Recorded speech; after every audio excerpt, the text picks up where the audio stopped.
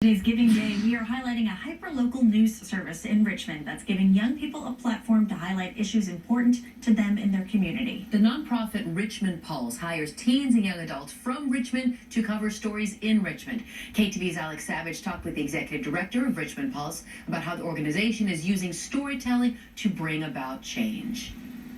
We do what I call inside-out media. Most of our reporters, since 2011, live in Richmond. They grew up here. They went to school here. Their families lived here. They are experts in their community. They are the eyes and ears of their community. How is it that most of the young people involved with your organization find you, and how do you sort of bring them on board and train them about how to tell these stories that are important to them? I've developed relationships with other youth serving organizations throughout the city. I've developed relationships with high school teachers, and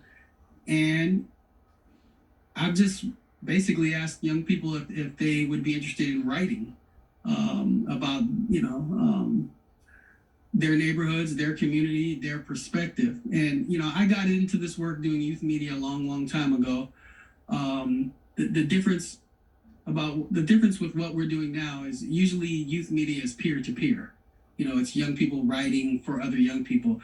When we started Richmond Pulse, we said, hey, we're going to do this youth media thing, but we want to do it for the entire community. So that was the little tweak on it. And of course, didn't know if it would work, didn't know how people would respond to it, but it worked, and we've been rolling ever since.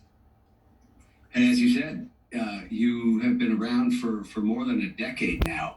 Where do you see the future of Richmond Pulse? What's next for your site and your organization, and how do donations from the public factor into those plans?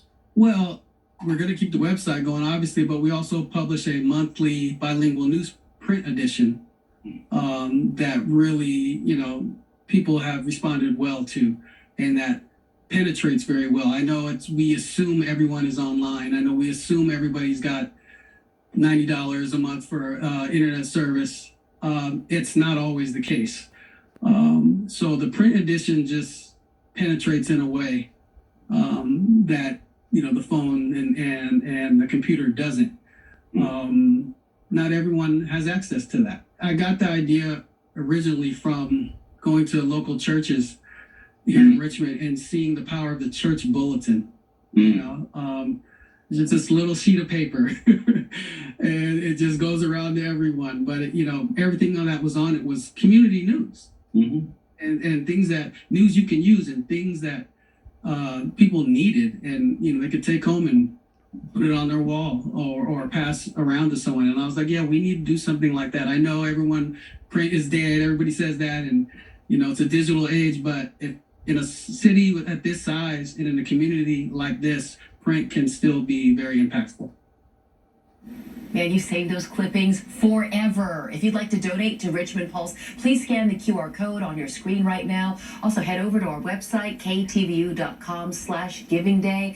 Just that joy, that pride, satisfaction that comes, with I wrote this for you. And, with a lot of local newspapers, larger local newspapers have had to fold or been kind of bought up by larger groups. Sure. So it's still important to have that hyper-local lifeline, and training the next generation of journalists is an additional plus. Absolutely. They'll be here one day, right? All right, thanks so much for joining us.